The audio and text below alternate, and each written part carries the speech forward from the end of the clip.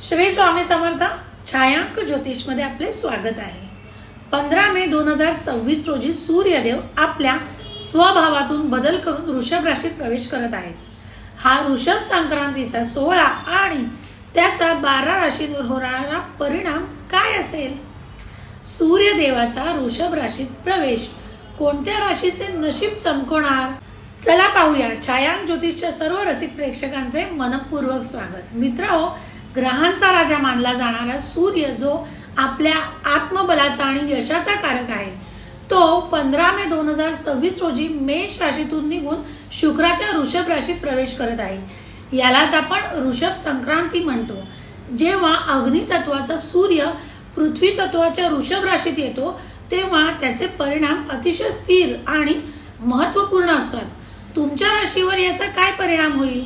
कोणाला धनलाभ होईल आणि कोणाला सावधान राहायचे आहे, हे सर्व आपण या व्हिडिओमध्ये सविस्तर पाहणार आहोत। व्हिडिओ शेवटपर्यंत पहा, कारण शेवटी मी तुम्हाला एक खास उपाय सांगणार आहे। मेष राशी, तुमच्या राशीच्या दुसऱ्या स्थानी सूर्याचे आगमन होत आहे। बोलण्यात स्पष्टता येईल, पण अहंकार टाळावा, धनसंचय वाढेल, कुटुंबात मान सन्मान मिळेल, डोळ्याच्या आरोग्याची काळजी घ्या।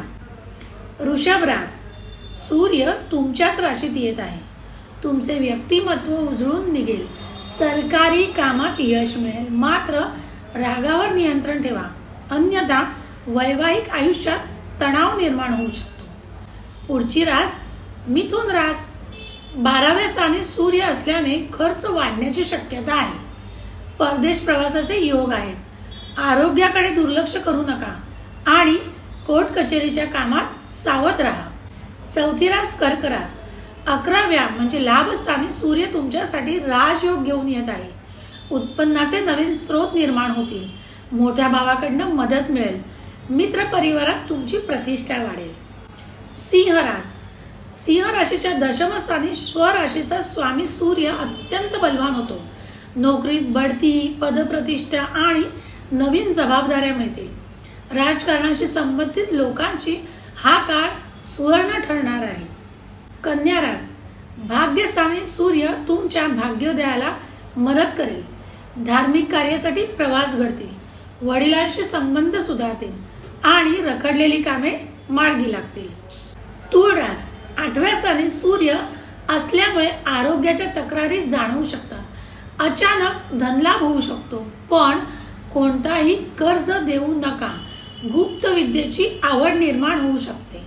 वृश्चिक रास, 7व्या स्थानी सूर्य जोडीदारासोबत थोडे मतभेद निर्माण करू शकतो।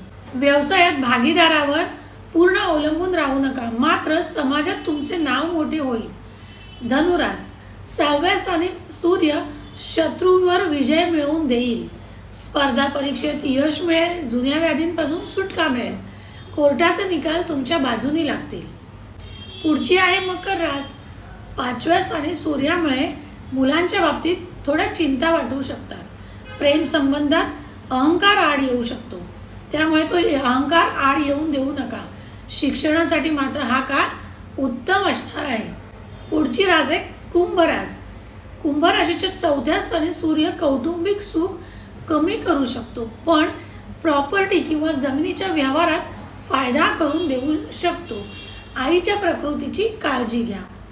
पुढची रास आहे मीन रास, 3ऱ्या स्थानी सूर्य तुमच्या पराक्रमात वाढ करेल, धाडसी निर्णय घ्याल, लहान भावांचे सहकार्य मिळेल आणि तुमची निर्णय क्षमता वाखाणण्याजोगी असणार आहे।